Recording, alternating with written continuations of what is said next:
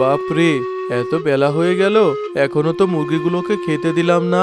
আর দেরি করা যাবে না, কাজে লেগে পড়ি।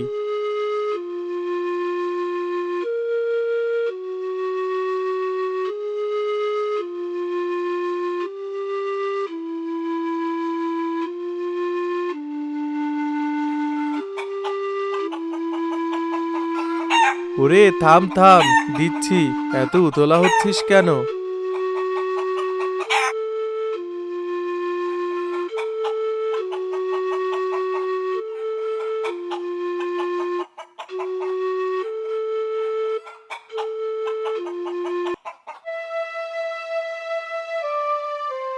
না, আর এসব কাজ শরীরে কুলায় না। সকালে ঘুম থেকে উঠতে না উঠতেই খামারে আসতে হয়। প্রতিদিন এভাবে কাজ করলে কোন সময় যে শরীর ভেঙে যায় ঠিক নেই। আজকে বাসায় গিয়ে গিন্নির সাথে এটা নিয়ে কথা বলতে হবে। খামার দেখভাল করার জন্য একটা মানুষ চাই চাই।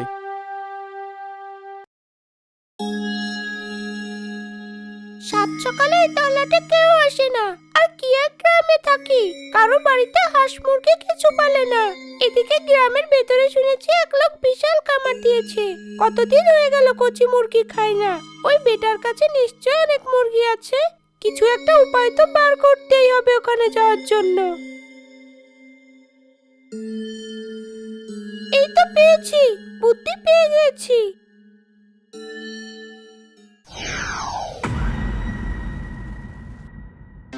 কি, এ তো শাকচুন্নি। বাঁচাও, কি কোথায় আছো? বাঁচাও। ষাঁড়ের মতো চেঁচাস না তো, কিছুই করব না। আর এখানে বাঁচানোর জন্য কাউকে খুঁজলেও পাবি না। চুপচাপ দাঁড়িয়ে থাক আর আমাকে আমার কাজ করতে দে। হা, হা, হা, আমার কাজ হয়ে গিয়েছে।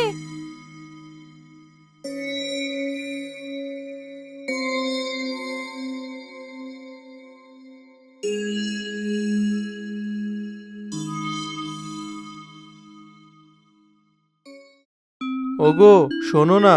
বলছি কি, এবার আমাদের খামারের জন্য একজন দেখভালের লোক রাখতেই হবে। প্রতিদিন গিয়ে গিয়ে কাজ করে আমার শরীর আর চলে না।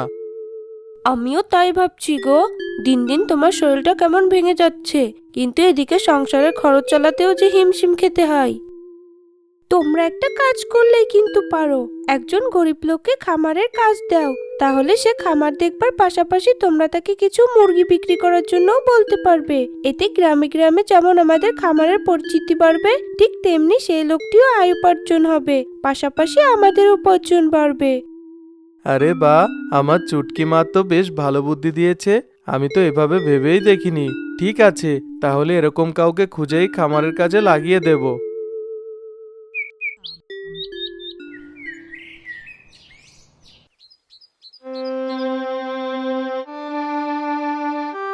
বাবু, বাবু শুনছেন? এই গরিবটার মুখের দিকে একটু তাকান বাবু। কে ভাই তুমি?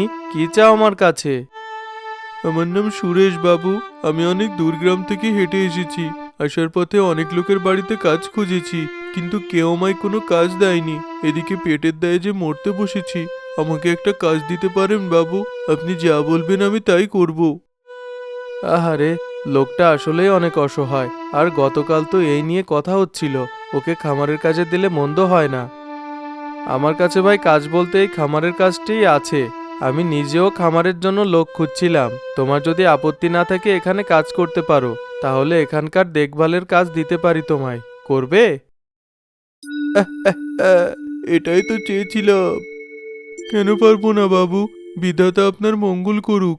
এই গরিবটিকে একটা কাজ দিয়েছেন, আমি আপনার কাছে সারা জীবন ধরে কৃতজ্ঞ থাকবো। রহিম সুরেশকে খামারের যাবতীয় কাজ বুঝিয়ে দিয়ে চলে গেল। সুরেশ লোভী চোখে মুরগিগুলোর দিকে তাকিয়ে রইল। এরপর বেছে বেছে একটা মোটা মুরগির পা খপ করে ধরে একটিকে ঘাড় মটকাতে যাবে। ঠিক তখনই তার মাথায় এক চিন্তা আসলো। না, আজকে আমি কোনো মুরগি খাবো না।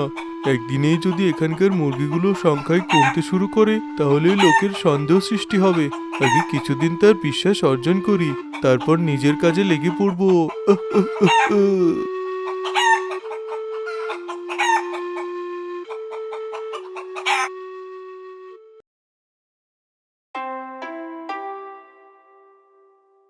কি ভাই সুরেশ, কাজ কেমন করছো? আগে বাবু, খামারের সব কিছু পরিষ্কার করে রেখেছি। মুরগিগুলোকে সারাদিন একটু একটু করে খাবার পানি এইসব দিয়েছি। বাহ, তুমি তো দেখছি বেশ ভালো যত্ন নিতে জানো। এর আগেও কখনো এমন কাজ করেছো বুঝি? আগে না বাবু, কিন্তু পেটের টান পড়লে কাজ করার জন্য অভিজ্ঞতা লাগে না, আপনা আপনি চলে আসে। তা যা বলেছ, তবে তোমাকে কিন্তু এখন একটা নতুন কাজ দিচ্ছি। খামার দেখভালের পাশাপাশি এ কাজটিও করবে, তবে এটা তুমি বাড়ি ফেরার পথেও করতে পারো। কি কাজ করতে হবে বাবু বলুন? তুমি যেহেতু বলেছো অনেক দূরের গ্রাম থেকে এসেছো, তাই আমি চাই তুমি বাড়ি ফেরার পথে নিজের সাথে অন্তত 10টা মুরগি নিয়ে যাবে। রাস্তায় বিক্রি করবে, সেখান থেকে যতটুকু আয় হয় তার বেশিটুকু নিজের কাছে রেখে দেবে আর বাকিটা আমাকে দেবে। এতে তোমারও কিছু বাড়তি উপার্জন হবে, পাশাপাশি আমার খামারের মুরগিগুলোর কথাও অন্য গ্রামের লোকজন জানবে। এ কি শুনছি? এ তো দেখি মেঘনা চাইতেই জল। নিশ্চয়ই বাবু, আমি সর্বোচ্চ চেষ্টা করব। আপনার মুরগির পরিচিতি অন্যান্য গ্রামে বাড়লে তো আপনার আমার দুজনেরই লাভ। তাহলে ওই কথাই রইল, আর সন্ধ্যায় বাড়ি ফেরার সময় আমার বাছাইকৃত 10টা মুরগি নিয়ে যেও, কেমন? আচ্ছা বাবু।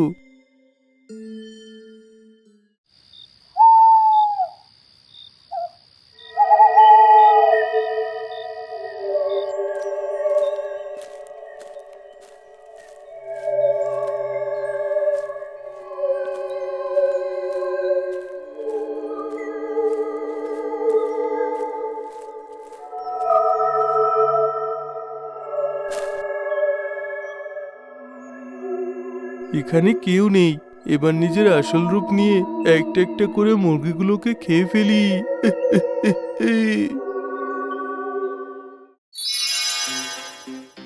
আহ, চোখের সামনে 10টা মুরগি, আর লোভ সামলানো যাচ্ছে না। এইবার আমাকে চাপিয়ে পড়তেই হবে।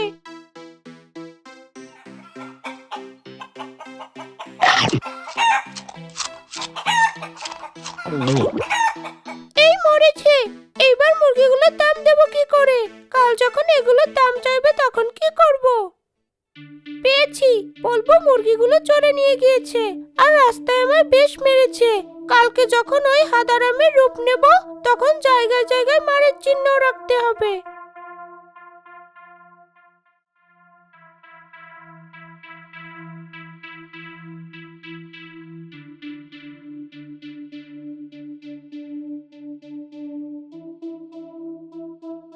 এ কি সুরেশ, তোমার চেহারার এই অবস্থা কেন? বাবু, আমি ক্ষমা করে দিন, আমি আর এই কাজ করব না। কতটা লজ্জা নিয়ে আপনার কাছে এই মুখ দেখাচ্ছি তা বলে বোঝাতে পারবো না। আহা, কি হয়েছে? কাঁদছো কেন? আমায় খুলে বলো। বাবু, গতকাল মুরগিগুলো নিয়ে যখন রাস্তা দিয়ে যাচ্ছিলাম, তখন এক চোর আমার কাছ থেকে মুরগিগুলো কেড়ে নেয়। আমি বাধা দিতে গেলে আমায় মেরে রাস্তায় ফেলে রাখে। বেশ কিছুক্ষণ পর জ্ঞান ফিরলে আমি কোনো মতো শরীরটাকে টানতে টানতে বাড়ি অবধি নিয়ে যাই। আমি আপনার ব্যবসা অনেক ক্ষতি করে দিয়েছি বাবু, আমায় ক্ষমা করবেন। এভাবে কেঁদো না সুরেশ, তোমার কোনো দোষ নেই। তুমি তো চেষ্টা করেছিলে, আর তুমি যদি আমার এখানে কাজ না করো তাহলে খাবে কি করে? ঠিক আছে, তোমাকে আর এভাবে মুরগি বিক্রি করতে হবে না। আমার নিজেরও একবার ভাবা উচিত ছিল কালুচোরের কথা, আমি ভুলেই গেছিলাম। এসো, তুমি বরং খামার দেখভাল করো, এটাই যথেষ্ট। বিক্রি বাট্টার কাজ আমি একাই পারবো।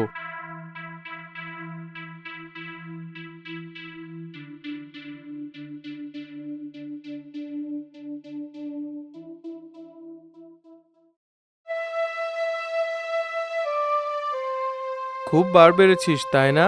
আমার ছোট্ট একটা মুরগির ব্যবসা, সেদিকেও তোর নজর দিতে হলো। আর চুরি করেছিস মানলাম, কিন্তু ওই অসহায় লোকটিকে মারলি কেন? রহিম ভাই বিশ্বাস করেন, আমি গত 1 মাসে কোনো চুরি করিনি, আর আমি ঠিক করেছি চুরি করবও না। এখন এ গ্রাম ও গ্রামে ঘুরে ঘুরে কামলা দিয়ে বেড়াই, কিন্তু কারো বাড়ি থেকে চুরি করি না। বিধাতার নাম করে বলছি। একদম চুপ, তাহলে ওই গরিব লোক আমাকে বানিয়ে বানিয়ে মিথ্যা বললো? তা আমি জানি না রহিম ভাই, তবে আপনি আমাকে একটা সুযোগ দিন, আমি প্রমাণ করেই দিব আমি আপনার কোনো মুরগি চুরি করিনি। বাবা, আমার মনে হয় কালু দাদাকে তোমার একটা সুযোগ দেওয়া উচিত। কেউ অপরাধ করলে তাকে শেষবারের মতো একটা সুযোগ দিতে হয়। ঠিক আছে, শোন, আমার মেয়ে বলেছে বলেই তোকে আজকে ছেড়ে দিচ্ছি, আর তোকে 24 ঘন্টা সময় দিচ্ছি প্রমাণ করে দেখা তুই চুরি করিসনি। ঠিক আছে ভাই, আমি আমার সর্বোচ্চ চেষ্টা করব প্রমাণ করার।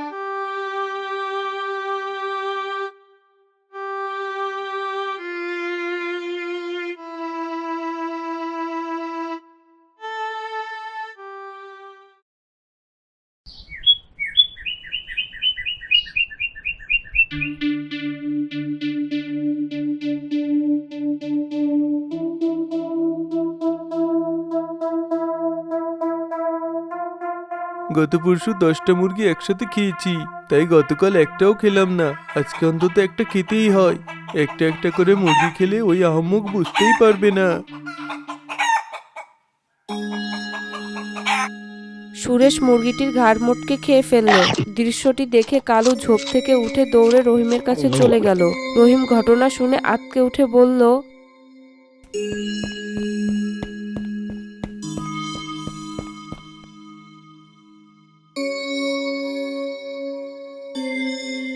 কি বলছিস তুই? রহিম ভাই, বিশ্বাস না হলে আপনি আমার সাথে চলেন। এতক্ষণ নিশ্চয়ই তার মুখে রক্ত লেগে আছে। আমি নিজের চোখে না দেখলে আসলে বিশ্বাসই করতাম না। তাড়াতাড়ি চল। আপনি যান, আমি কিছু একটা ব্যবস্থা নিয়ে আসছি।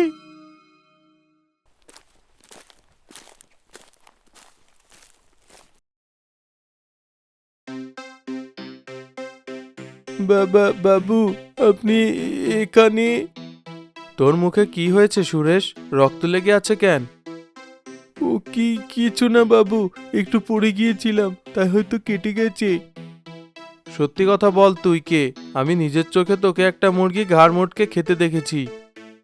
কি কি কি কি যা তা বলছেন আপনি? আমি কি রাক্ষস নাকি যে কাঁচা মুরগি খাবো? নিজের চোখে দেখা জিনিসকে আমি অবিশ্বাস করব ভেবেছিস? ও আচ্ছা, তাহলে আর লুকানোর প্রয়োজন নেই। আমি হলাম শাকচুন্নি। দূর হ, দূর হ আমার খামার থেকে। যাবো তো বটেই, কিন্তু তুই যেহেতু আমার সত্যি জেনে গেছিস, তোকে তো আর আমি ছেড়ে দিব না। তোর মুরগির ঘাড় মটকেছি, এখন তোর ঘাড় মটকে দিয়ে চলে যাব।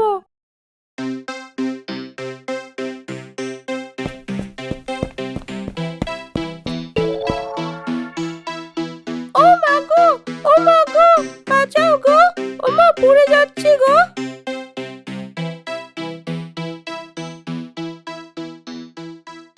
কালু, তুই?